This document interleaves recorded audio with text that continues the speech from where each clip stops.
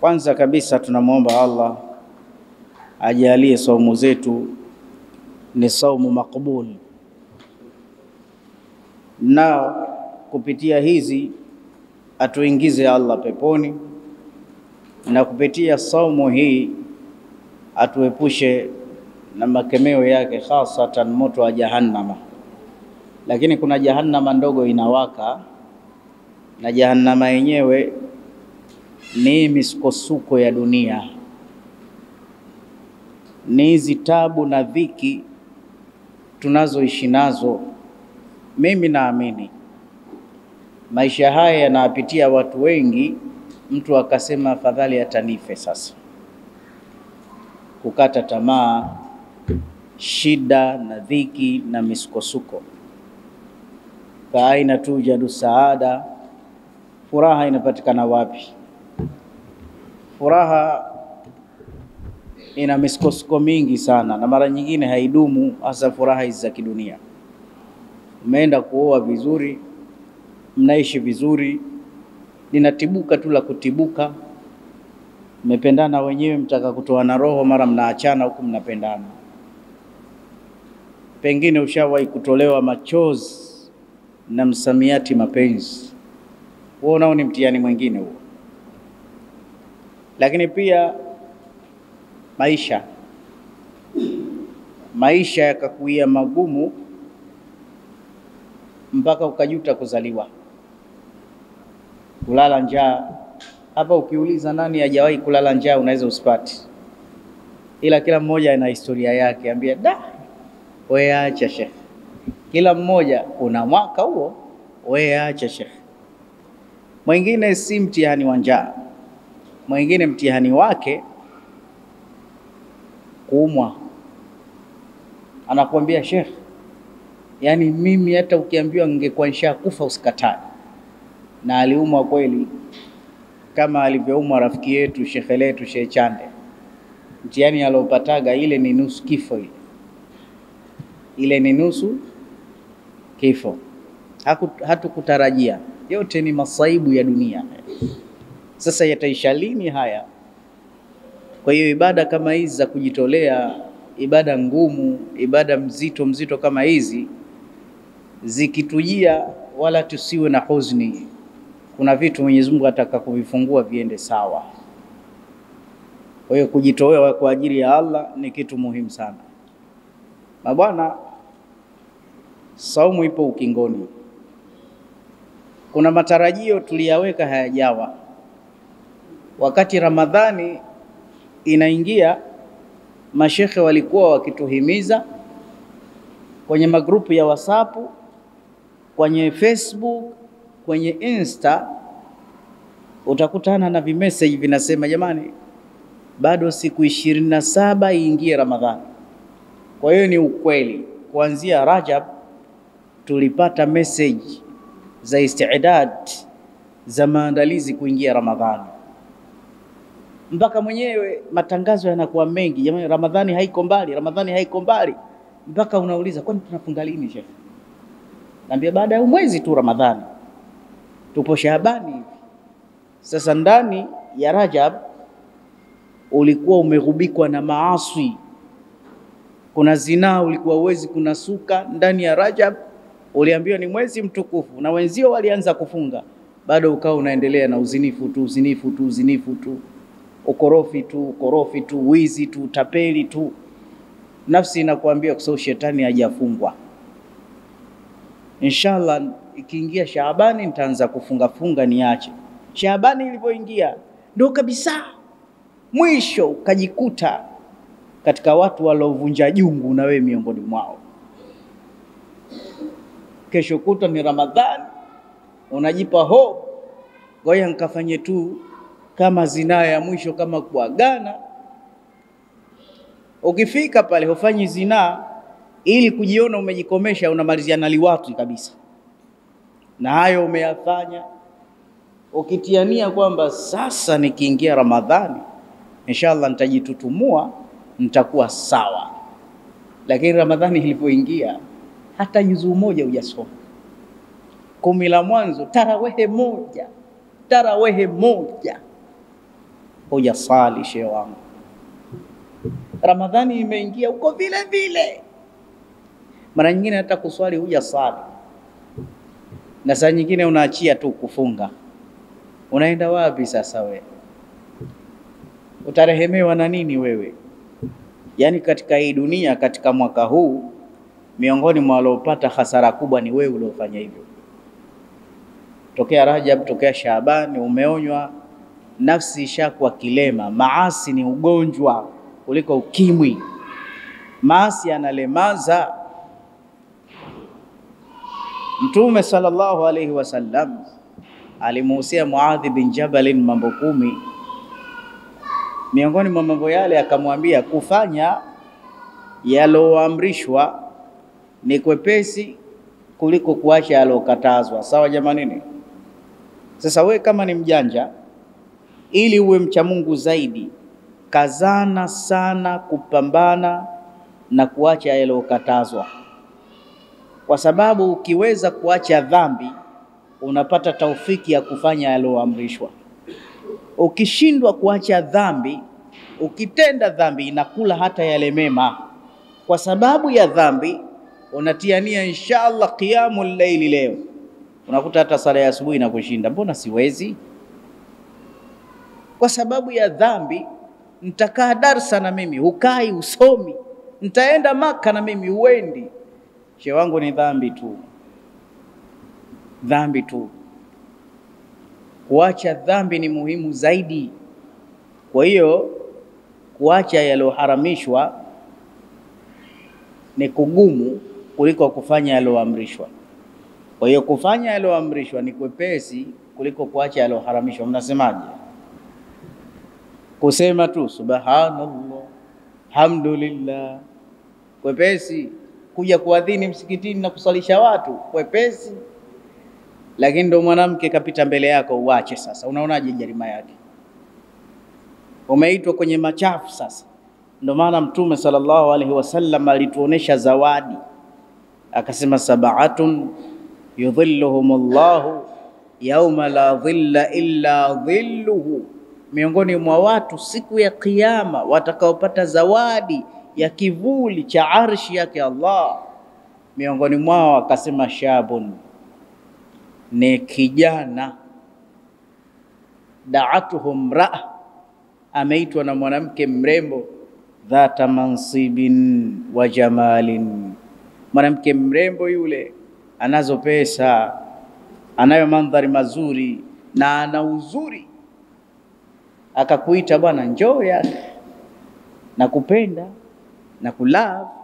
Alafu kijana yule akasema inni akhafu Allah rabbal alamin, mimi bwana siji, hiyo ni zinaa tu, naogopa kumuasi Mwenyezi Mungu mlezi wa ulimwengu mzima. Hii zawadi anatoa mwenyewe Allah, kwa sababu jambo hili ni ndoto. Wenyewe tunajua, hatujaitwa, tunafuatilia wenyewe. Unatafuta pahala pa kuvunja amri zake Allah subhanahu wa ta'ala. Sasa unakuta Ramadhani 10 la mwanzo hujafanya khairi yoyote, Ramadhani 10 la pili kuishilia mbali, ukusoma hata Qur'an, tarawehe moja hujasali. Hivi sasa hili la tatu lenyewe lishakwisha, yamebakia masiku machache, lakini bado tunakuambia usikate tamaa. Usikate tamaa, kuwa na rajaa na matumaini. Japo siku 2 za Ramadhani ukirudi kindaki kwake Allah anakupokea. Allah anakupokea. Kwa hiyo hizi siku hizi zidisha sana kusoma Qur'an. Hizi siku hizi lia sana na Mola wako, zidisha sana.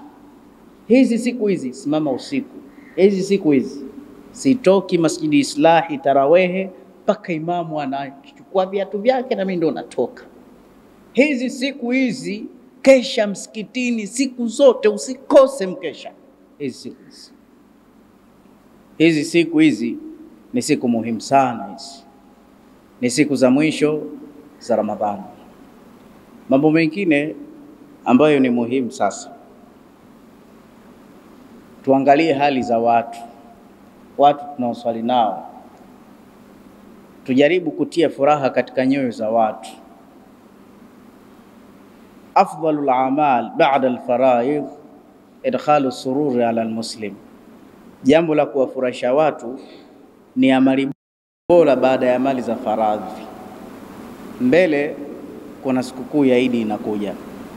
Kuna watu wamefunga kidogo kwa dhiki na shida na tabu, hawana cha kukifuturu. Mtu kaenda mbio, kashindwa kumfuturisha mke wake, kashindwa kuwafuturisha watoto na vitoto vidogo. Sasa kwa uwezo wa Allah tunakuja kwenye Idi. Sasa wameshindwa kufurahia kwenye kuftari, basi wafurahie mwezi mzima waliofunga. Tuwasaidie majukumu hasatan katika nguo za sikukuu. Slogani yetu ya kipindi hichi na Ramadhani hii tunasema Idi isiishie zakatul fitri tu peke yake. Watu wale wafurahi, lakini ingiza furaha kwa njia tatu. Mtafute yule mtu ambaye amesongwa na mzigo mkubwa wa madeni, msaidie kulipa madeni yake ili aone faida ulioipata baada ya mwezi wa Ramadhani kuondoka. Mtu wa pili, mlipie kodi mtu ambaye anadaiwa sehemu ya kuweka ubavu katika deni linalouma, ni deni la kodi. So kodi huwezi kupakimbia ndo unapolala. Hakuna kona kwenye kodi, na wenye kodi wanadai kwa nguvu kabisa.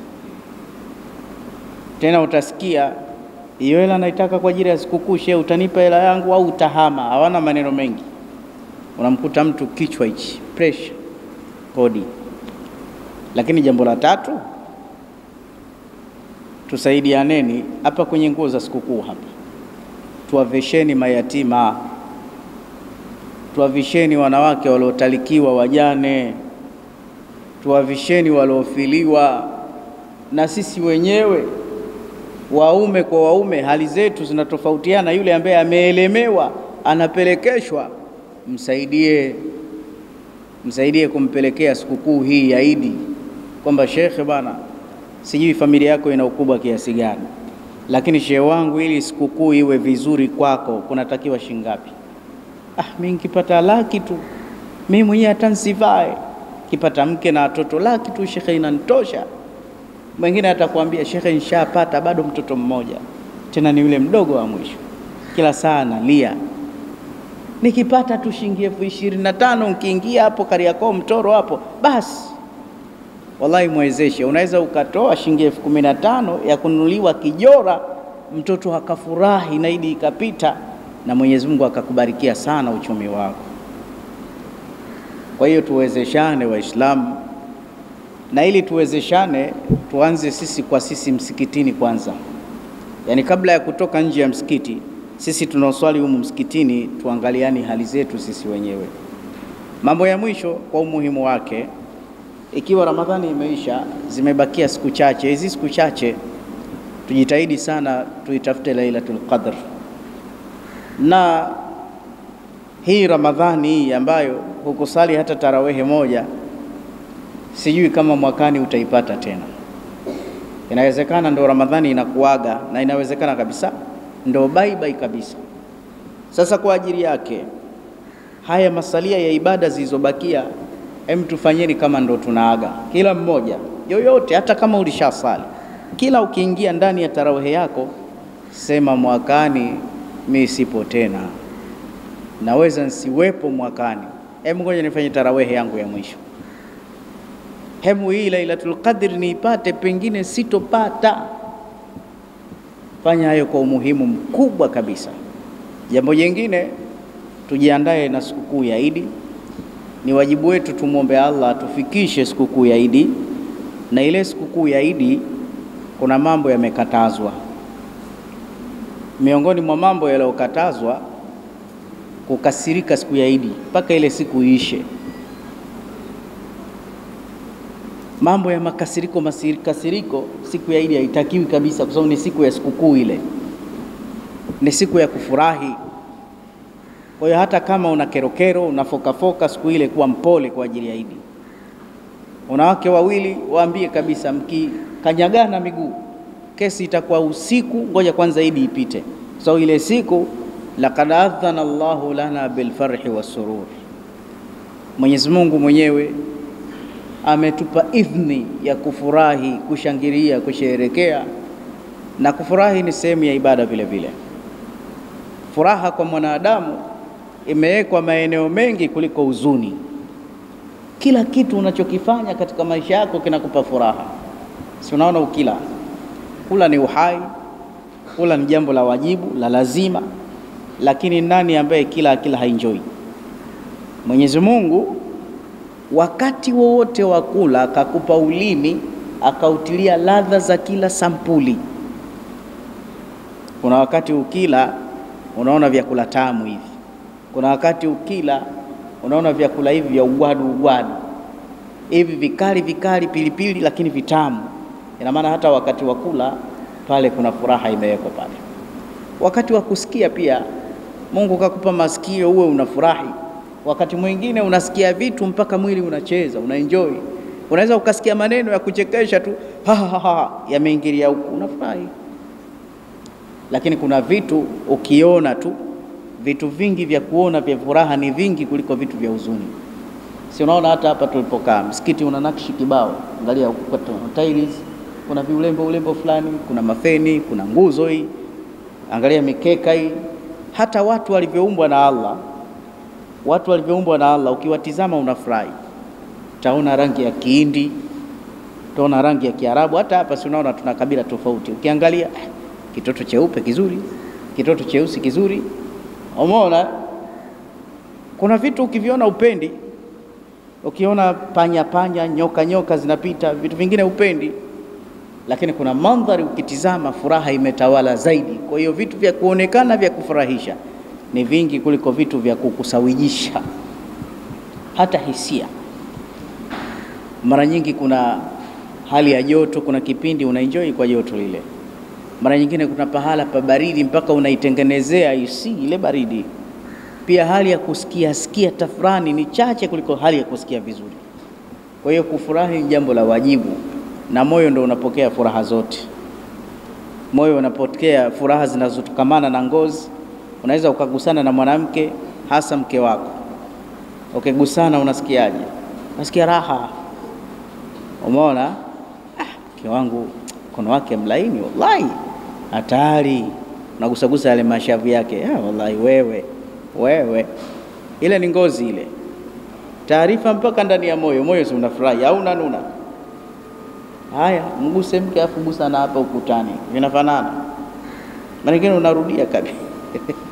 Ufikiri kwa nini Allah anachukia mazingira ya sokoni? Khairul biqa almasajid, sehemu Allah anazozipenda sana msikitini. Wa sharrul biqa as-suq al-aswaq, sehemu zinazochukiwa na Allah sokoni. Nenda sokoni ukaone mambo yake, wanawaswaga wanawake. Wewe pita, hapo unamkuta mtu anampiga kikumbo tu aguse ile ngozi yake. Pole wewe, sitaki ugomvi wako. Nenda zako. Alimradi tu kwa sababu akigusa bila ridhaa kuna furaha anazipata. Si kwamba hakuna faida, kuna faida kugusana. Iltaqai basharati rajuli wa mraa, ngozi zikikutana ya mke na mwanaume kuna furaha inaingia ndani yake. Lakini Mungu kaziwekea zikutane kwa njia ya halali. Moyo unapata tu taarifa. Leo nimeletewa furaha ya ngozi, nimeletewa furaha ya ulimi, nimeletewa furaha ya macho. Kwa hiyo sasa siku ya Idi ni wajibu kufurahi, na Allah ametuwekea kila mwaka tufurahie mara hizi mbili. Kaweka kuna furaha ndogo, kuna furaha kubwa. Kuna Idi ndogo, kuna Idi kubwa. Sasa ile siku ya furaha ya Idi, ikiwa kufurahi ni jambo la wajibu, kuna vikwazo vinatokea: kukosa huduma, kosa chakula, kosa mavazi, kosa furaha. Kwa hiyo wewe hebu jiweke sehemu ya mihimili kutia furaha kwa wenzio siku ya Idi. Usikubali mtu akasononeka, moyo ukasononeka siku ya Idi. Tia furaha. Na kama mambo yamekaa sawa, na wewe mwenyewe vile vile usiwe kikwazo cha kumnyima mkeo furaha. Maana kuna wanaume wana maneno mabaya mpaka mtu anaona kama sio siku ya sikukuu. Vitu vidogo tu ushabwata, ushatukana, takutia makofi saizi asubuhi mimi. Wewe unaniona mimi? Usinichukulie poa. Mpaka siku ya Idi, shehe wangu, Unamkuta mwanamke kasusa, anywi chai tena, hamna sikukuu. Kwa hiyo pia usivunje furaha ya mwenzio kwa mikono yako siku ya Idi. Na Ibilisi ataachiwa siku ile, atatafuta sababu mkosane, ivunjike furaha. Kwa hiyo kila mmoja ajue anafanya makosa kutia chuki kwenye moyo wa mwenzie siku ya Idi. Ndio maana watakaotangulia kufungulia, watakaochelewa, pia tusiudhiane wala tusidhahikiane. Wewe ni siku yako ya Idi, siku ya furaha, unaenda kumtia mtu chuki ya nini? Unaenda kula embe mbele yake, huja uona mwezi wewe, watu washafungulia huko. Siku ya Idi haitakiwi maudhi na visirani. Tumefahamiana vizuri Kila mmoja na uwanja wake, mwachie mwenzio furaha. Na ili furaha iwe sawa, kwanza tujitahidi sisi kama masuhulia, wanaume wenye kubeba majukumu, kila mmoja ajitahidi amuweze mkewe. Mke umvalishe, na watoto wavae. Watoto wanavaa nini? Kiatu na nguo wavae. Halafu na wewe mwenyewe shehe wangu vaa kama inawezekana. Halafu kwa sababu ni sikukuu yetu, Allah ametuamrisha kutukuza miusimu hiyo. Dhalika wa man yu'azzim sha'airallah hurumatillah, ile miusimu mitukufu sisi tumeambiwa tuiadhimishe, tuitukuze. Kwa hiyo kuitukuza Idi yangu, insha Allah, fundi, nyumba yangu naomba uipake rangi, chumba changu naomba kipakwe rangi, hapa naomba nifanyie tiles, naomba unifanyie renovation chooni na nyumba nzima. Shekhe, unajenga nyumba? Ambia kwa sababu ya Idi. Mmenielewa? Hamuoni wenzetu wa Kristo ikiingia Christmas utajua tu hii Christmas, si ndio hivyo? Kila Mkristo hata maskini ndani ya chumba chake utaona kuna vile vimwelu mwelu vinawaka na mti wa Christmas. Nyie mna nini? Afu nyie mna dini? Siku ya furaha na siku si ya furaha haijulikani kwenu nyinyi. Lazima siku yenu muioneshe idraki, dalili kwamba bwana, yani ilitakiwa mpaka sasa hivi tufanye maandalizi, kwamba maandalizi yenyewe tuna jambo kubwa. Jambo kubwa lenyewe, shehe wangu, tuna sikukuu. Sikukuu hii ni Eidul Fitri, yauma yuftiru nas. Dunia nzima tunakula mchana, tunapongezwa, tumemaliza salama ibada ya saum. Kwa hiyo sikukuu hiyo. Kwa hiyo unavyoniona hapa naenda mbio shekhe wangu, hapa naenda kumnunulia mamangu gauni, naenda kumnunulia mke wangu gauni, naeka kwenye friji vyakula na matunda. Siku hiyo naalika dada zangu na familia yote. Siku hiyo nitamtembelea anko, siku hiyo nitamtembelea nani, siku hiyo watoto wangu wavae. Sio mpaka uambiwe na mkeo, vipi mbona hatukusikii? Nendeni Kariakoo, utaona watu wamejazana sasa hivi watafuta sikukuu. Hii ni sikukuu yenu, ni minal faizina. Kwa hiyo nyumba yako umeiandaje kwa ajili ya sikukuu? Kipando chako umekiandaje kwa ajili ya sikukuu? Nguo zako umeziandaje? Mwili umeuwekaje? We mtu siku ya Idi ana nywele kama mkichaa. Si unaona sikukuu ndogo hii ya kila siku, japo ndo kubwa, Ijumaa, itakiwa kila Alhamisi tufanye usafi, kunyonyoa nywele kwapa, nywele za kinenani, kukata makucha marefu, usafi kwa ajili tuingie kwenye Ijumaa. Ndio maana Ijumaa ikasuniwa na makanzu meupe, mavazi meupe, na si wenyewe weupe, tumepiga mswaki, hatunya na nywele kwapa wala nywele za wapi. Ijumaa sikukuu. Sikukuu. Sasa imeshaingia Idi, mtu hata kanzu itamshinda. Hata kanzu itamshinda. Itakiwa Ijumaa hii uringe, hata maskani wendi. Wewe viwanja vyako misikitini, viwanja vyako katika musalla. Raha siku hiyo. Siku hiyo raha. Si unaona hata wengine ikikutiwa na Ijumaa hata wasisali Ijumaa wakasali dhuhuri tu kwa sababu ya uzito wa sikukuu ile. Kwamba sikukuu mbili tunazikutanisha vipi bwana? Mimi bwana nishasali dhuhuri. Takbira ndo zinaendelea, Allahu akbar, Allah. Ndo maana anna Atiya radhiyallahu ta'ala anha, Sayyida Atiya anasema, umirna an nukhrija al-awatika wal huyadha liyashhadna al-khair wa da'wat almuslimin wa ta'tazil alhujjadh almusalla. Asema ile siku, kwa sababu ni siku ya sikukuu ya Idi, tumeamrishwa mpaka vile vijakazi house girl, usimwambie mama we pika hapa, tukija sisi tunakuja kula tu, aende mwambie stopisha kazi idini. Wal huyadha, na wanawake walokuwa wachafu wako periodi waende kwenye Idi. Mtume asema liyashhadna alkhair, Umma Atiya asema liyashhadna alkhaira, wakaishuhudie sikukuu. Wa da'wat almuslimina, na siku ya Idi dua zinakuwa mustajaba, waitikie dua za Waislamu. Watatazil alhujjadh almusalla, lakini wale wenye hedhi tu, kwa sababu ni wachafu, wasikanyage ile sehemu tutakaoswalia. Hebu angalia, ushawahi kuona mwenye hedhi anaambiwa aende msikitini? Mama Aisha, ibada nzito kama ya hija, anasema falamma ji'na min sarifa hitu, tupo kwenye ibada ya hija, nilipofika sehemu inaitwa Sarifa Maka huko, hata wengine hatujaenda, tumesoma tu kuna sehemu inaitwa Sarifa. Basi Sheikh Omar atatuambia hiyo Sarifa iko upande gani. Asema hitu, nikawa mchafu. Mtume akaambia ifalu ma yaf'aluhu alhaj. Sasa mama, kwa sababu ushakuwa mchafu wewe, fanya yote mahujaji wanaoyafanya, lakini la tatufi hatta tatuhuri. Pale Maka tu usizunguke ile nyumba mpaka uwe msafi, sawa Amepewa udhuru kawa mutahaidha kwenye ibada, lakini Idi asema wal huyadha, wachafu waende kwenye msala wa Idi. Sawa Sasa wewe mkeo unamweka kizuka tu ndani tu, hamna kutoka, nendeni. Na ndio maana ili uwe sikukuu sana, kwenda kwa miguu ndo mpango. Dhihabu bilmash, mashaitu, nimeenda kwenye Idi kwa miguu. Kwa hiyo hata vurugu za mabodaboda safari hii, wekeni bodaboda zenu pembeni. Kwenda kwa mguu, kutembea kwa mguu kuna kheri yake. Mavazi meupe, mmevaa vizuri, mnaenda kwenye Idi. Kwa hiyo hata mke wako mwambie, we mchafu mama, ni uwanjani pale, twende mama, ukaone tu zile takbir, Allahu akbar fil ula, rakaa ya mwanzo takbira ngapi? 7.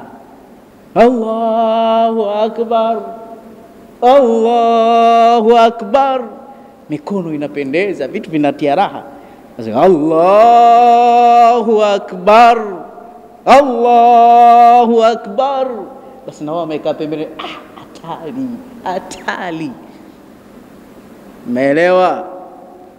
Sasa pale anajua tukitoka hapa, mambo ya kina mama, kuna nguo ya kwenda kuswalia Idi na kuna nguo ya kuja sakulia Idi nyumbani. Tumefahamiana vizuri Shehe wangu mmoja kanzu ni shekhe, lakini yeye na kanzu, siku tunaenda kuswali Idi kavaa kanzu afu kaitia mfukoni kaikunja. Ambia mambo gani? Nikamwambia wewe vipi bwana, hii ndio siku ya kujiachia. Mimi na kanzu yani hatupatani. Nikamwambia wewe una matazo gani? Mtume mtaalamu anajua kutuvisha vitu vinavyotupendeza. Achia kanzu, jiachie. Unajua ile siku ya Idi ndio siku ya show off, kuonekana nimepiga kanzu ya wapi. Tuna kanzu za Masri, tuna kanzu za Kisaudia, kuna kanzu za Kiimareti, ndio mavazi yetu, na ile ndio siku yake. Kwa lazima tu ukatuswalie na nguo za Kimarekani bwana? Mwingine anaenda kwenye Idi na kapero hapa anaitia mfuko. Idi iandaliwe, tafuta bakora yako. Utaona masela hawavai suna, na wanajua hizi nguo za suna ndo zinazopendeza. Unajua kwa nini? Mbona wakienda kuoa hawaendagi na masuruali yao? Si mnaonaga? Siku hiyo kapiga kilemba, wasema huyu sheshe na huyu, afu nakapanga fulani kamekwa hapa, hatari na kabakora kake, yani unasema huyu ni Myemeni, katoka Yemen sasa hivi. Kumbe kifaranga mmoja tu, acha ndoa ipite uone habari yake. Sasa kiremba huwezi kufunga mpaka ukafungwe Ilala, kwa sababu sio mila yako. basi hiyo tabu anaopata akivuliwi kile kikivurugika atakutengeneza nani? Basi muda wote shehe usiniguse bwana kitaharibika hichi akapate kuolea. Wameshafahamu, na wanaonekana watu kweli wanapendeza. Nakuta mualuma ule mara umewekwa hapa au umewekwa hapa, yani safi kweli kweli. Sasa ukijua hizi nguo, Mtume anajua hizi nguo hizi, libasu taqwa. Allah asema khudhu zinatakum inda likulli masjidin, chukueni mapambo yenu mkienda msikitini. Mapambo ndio nguo hizi. Utaona hata wale wasanii, si wasanii, hata juzi wameoana hapa, wameozeshana, wanavaa mini sketi, wanavaa hivi, lakini siku ya kuoana utakuta baibui na makanzu. Umeshafahamu vizuri? Ndo zinazopendeza. Nguo za heshima, zinakinga joto na baridi, afu zinapendeza. Haya, mtaka mseme Sheikh Osman yapendezi akivaga kanzu? Basi nitakwambia ushuhuda mmoja, wallahi Ramadhani, mimi nishawahi kutongozwa na sister. Mnamjua sister wale wa vilemba wale? Hivyo kavutika na mimi, atakaache ukatoliki asilimu ni muoe. Kilichomvutia kanzu zile ninavyovaa tu. Umeona vitu hivi? Ndio amiri wangu mmoja asema sisi ni matozi, lakini matozi wa sunna za Mtume Muhammad. Hatari, hatari. Tumefahamiana vizuri eh? Hata mtu akivaa nguo kama hizi anaonekana kijana, anaonekana kijana. Sasa hizi nguo siku ya Eid ndio sehemu zake.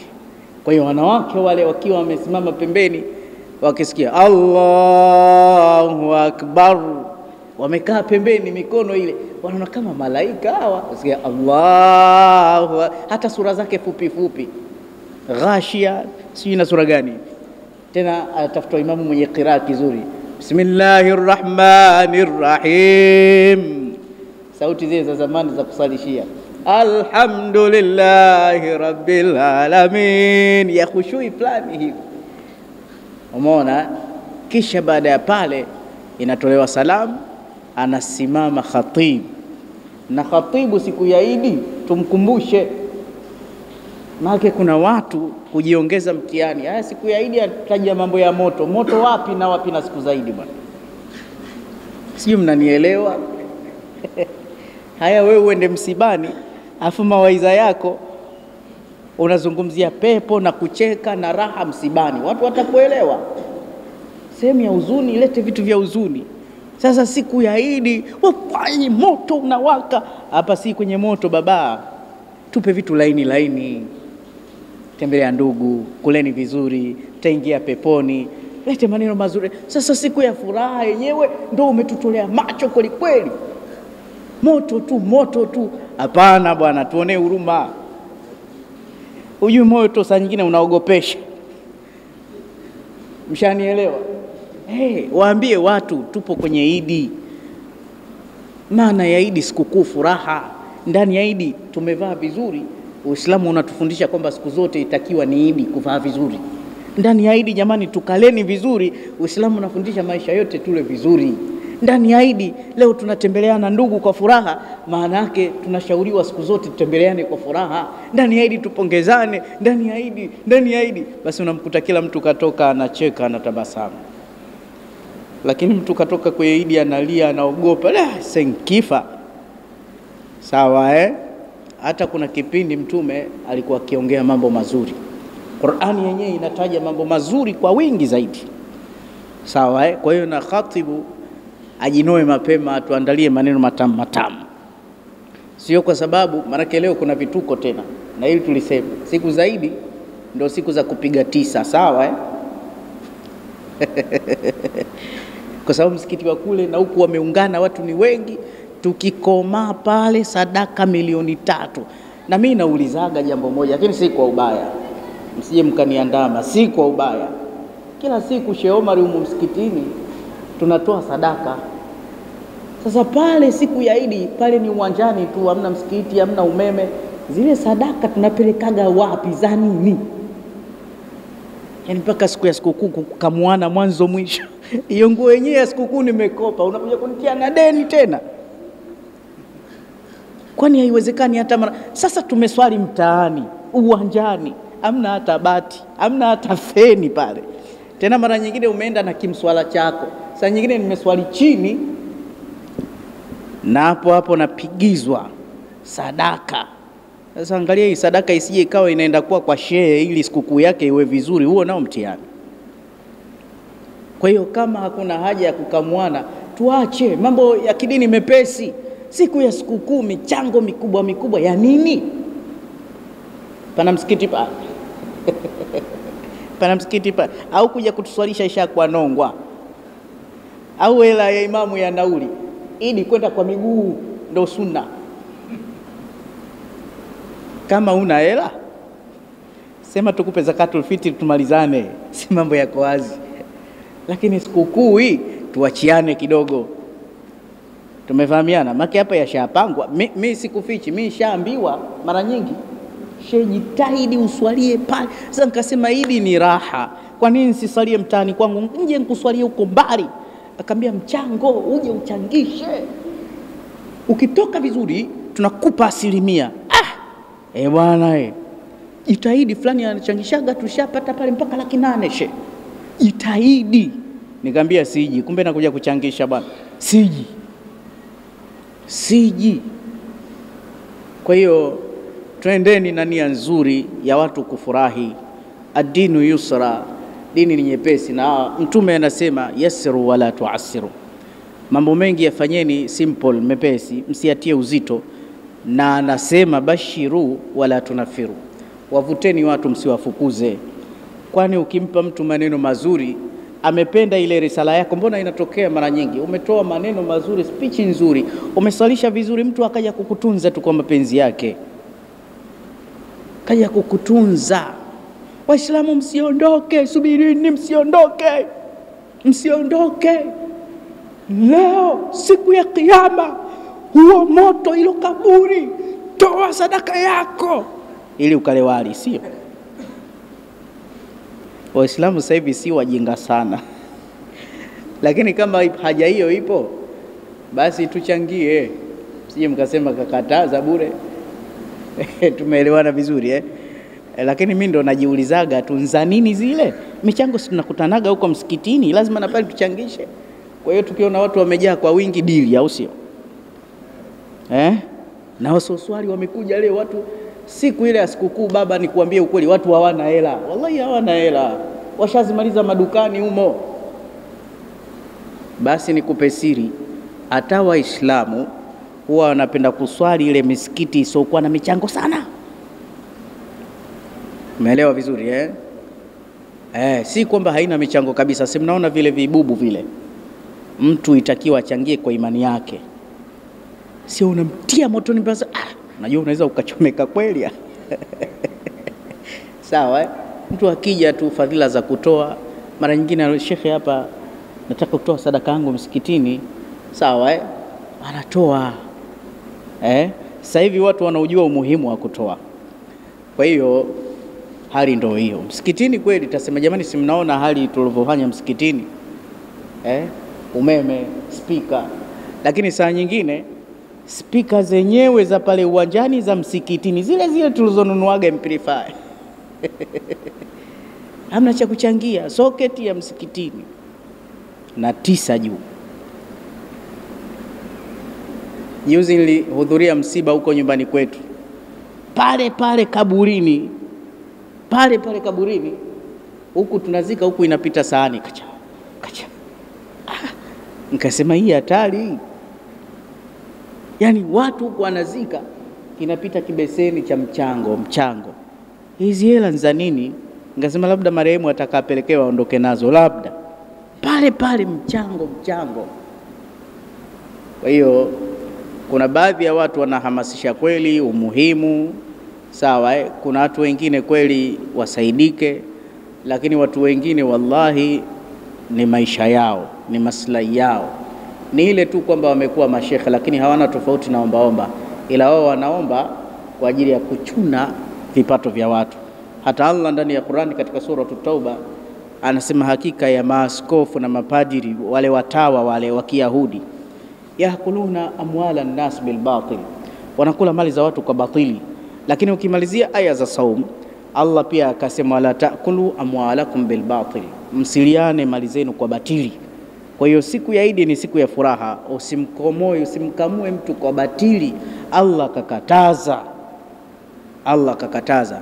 Make mimi nilishawahi kukutana na nasaha moja hatari, mawaidha, nilikuwa mdogo nikaogopa mpaka nikaona nikitoka hapa naenda kufa sasa hivi. Shehe wangu nikaenda nyumbani, nikaenda kuvunja kibubu, nikakimbilia wale mashehe, nikaenda kuwapa hizo hela.